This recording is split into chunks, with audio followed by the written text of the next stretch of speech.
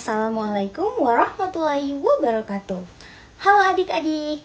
Nah, pada video kali ini kita akan belajar menulis pengalaman pribadi. Apa sih pengalaman pribadi itu? Untuk mengetahuinya, ayo nonton video ini sampai selesai.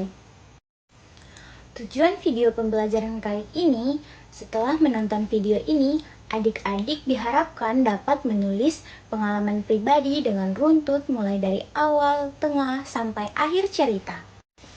Setiap hari kalian pasti mengalami banyak hal, misalnya bangun kesiangan, membantu ibu, bersepeda, atau bahkan bermain bersama teman-teman. Nah, semua itu bisa kalian jadikan tulisan. Dengan menulis, kalian bisa menceritakan kembali pengalaman yang menurut kalian berkesan. Nah, sekarang kita masuk pada inti pembahasan untuk video kali ini. Pertama, definisi pengalaman pribadi. Pengalaman pribadi adalah cerita tentang kejadian yang benar-benar kalian alami. Jadi, bukan yang dibuat-buat atau cerita orang lain. Bisa pengalaman menyenangkan, lucu, atau bahkan menegangkan. Pengalaman pribadi juga memiliki ciri-ciri. Ciri yang pertama yaitu dialami sendiri. Yang kedua, ceritanya berurutan. Yang ketiga, menggunakan kata waktu seperti pagi hari, kemudian, dan setelah itu. Lalu yang keempat, ada perasaan penulis, misalnya senang, sedih, takut, atau bahkan terkejut. Nah, selain ciri-ciri tadi, menulis pengalaman pribadi juga menggunakan struktur teks pengalaman. Nah, untuk menulis pengalaman pribadi, kita memakai 3 bagian.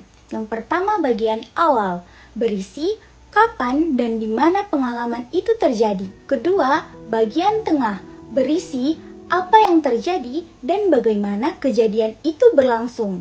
Lalu bagian yang ketiga adalah bagian akhir, berisi hasil akhirnya dan bagaimana perasaanmu setelah kejadian itu.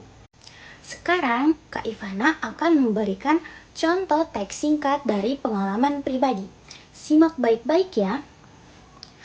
Pada hari Minggu pagi, aku pergi ke pantai bersama ayah.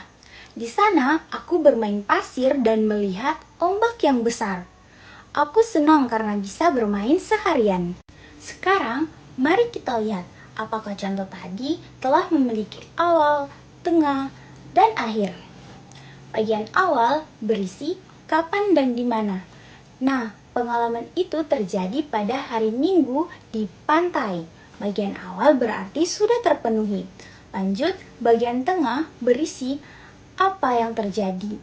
Nah, yang terjadi itu aku bermain pasir dan melihat ombak besar. Nah, yang terjadi sudah ada, maka bagian tengah sudah terpenuhi. Selanjutnya, bagian akhir berisi hasil akhir dan perasaan. Hasil akhirnya adalah aku sangat senang karena bisa bermain seharian. Nah, bagian akhir juga sudah terpenuhi. Nah, berarti contoh ini sudah sangat runtun, mulai dari awal, tengah, hingga akhir. Sekarang kita masuk pada kegiatan menulis. Sekarang, adik-adik siapkan buku dan pensil. Ayo diingat kembali apa pengalaman yang baru saja kalian alami hari ini. Mungkin saat bangun tadi pagi, waktu berangkat ke sekolah, atau pengalaman menyenangkan saat jam istirahat.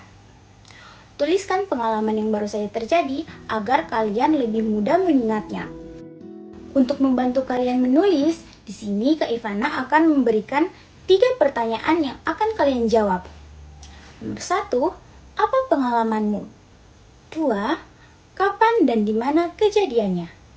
3, bagaimana perasaanmu saat kejadian itu berlangsung?